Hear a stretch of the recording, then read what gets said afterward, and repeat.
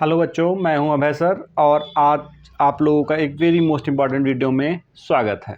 आज आप लोगों को हम बताएंगे बोर्ड एग्ज़ाम के लिए बहुत ही इम्पॉर्टेंट वीडियो है। इससे बहुत सारे न्यूमेरिकल पूछे जाते हैं और थ्योरी भी पूछी जाती है। इसमें पढ़ाना क्या है हमें? क्वथनांक उन्नयन।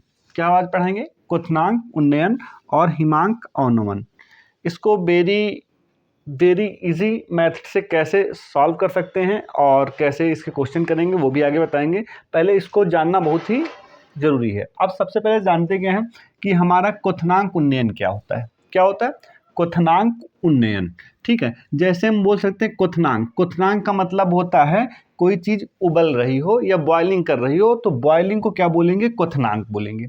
अब उसके बाद उन्नयन का मतलब होता है ऊपर की ओर जाना।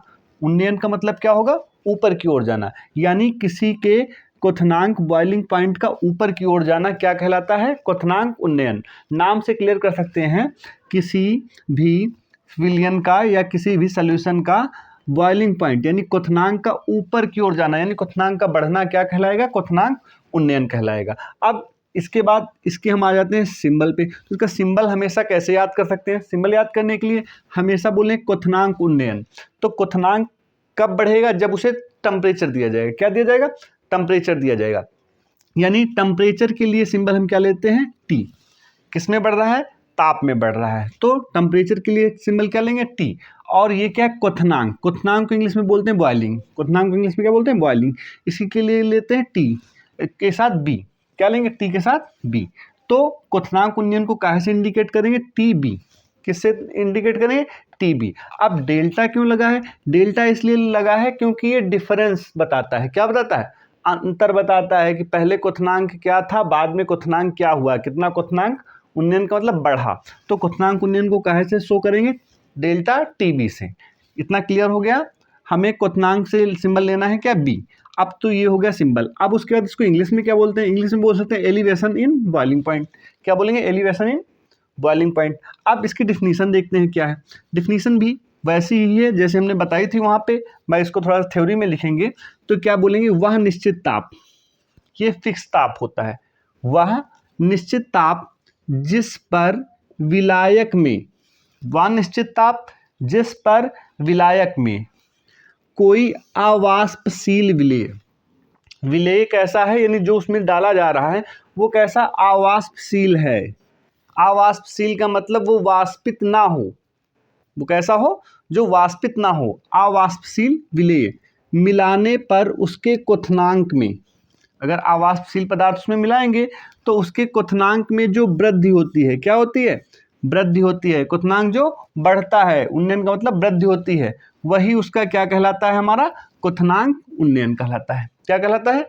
क्वथनांक उन्नयन कहलाता है। एक बार फिर से देख सकते हैं, वह निश्चित ताप जिस पर विलायक में कोई अवाष्पशील विलेय मिलाने पर उसकी क्वथनांक में वृद्धि हो जाती है। तो उसके क्वथनांक में जो वृद्धि होती है उसी को हम क्या बोलते हैं? क्वथनांक उन्नयन। अब इसको समझ कैसे सकते हैं? वृद्धि को कैसे निकालना है हमें? वृद्धि को निकालने के लिए हम क्या करते हैं? डिफरेंस निकालते हैं। तो इसको बोलेंगे, अभी बोले थे क्वथनांक उन्नयन को क्या बोलते हैं? Delta TB.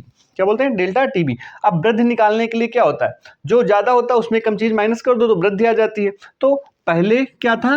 क्वथनांक में कमी थी। यानी पहला टेम्परेचर हमने मान लिया क्या था? T1 था। पहला टेम्परेचर क्या था? T1 था। जब उसमें हमने क्या किया? अवाष्पशील पदार्थ मिला दिया। क्या मिला दिया? अवाष्पशील पदार्थ मिला दिया। तब उसको हम बॉयल कर रहे हैं, तब उसका टेम्परेचर क्या हो रहा है? वो जितने टेम्परेचर पे पहले बॉयल होता था उससे ज़्यादा टेम्परेचर लेगा बॉयल होने में। तो होगा क्या? तो दूसरा टेम्परेचर T2 क्या होगा? अधिक हो जाएगा और T1 क्या होगा? पहला कम था। तो यानी क्वथनांक में वृद्धि निकालने के लिए क्या करेंगे? T2 माइनस T1 कर देंगे। तो हमारा क्या होगा? डेल्टा टीवी बराबर T2 माइनस T1। इतना क्लियर हो गया होगा। अब इसी प्रकार आते हैं किस पे? हिमांक अवनमन।